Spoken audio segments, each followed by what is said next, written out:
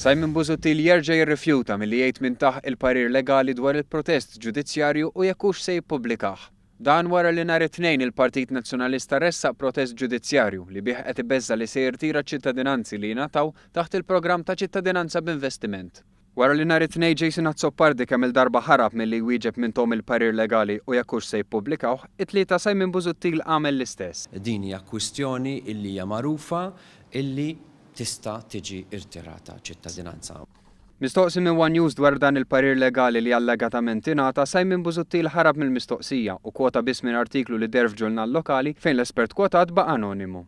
Busuttil qal li jekk applikant ma jissodisfax il-kriterji mitluba taħt il-programm, iċ-ċittadinanza tista' tiġi irtirata u għalhekk skont Simon Busuttil il-Gvern Nazzjonalista jista' jirtira ċ-ċittadinanza miksuba permezz tal-programm ta' ċittadinanza b'investiment.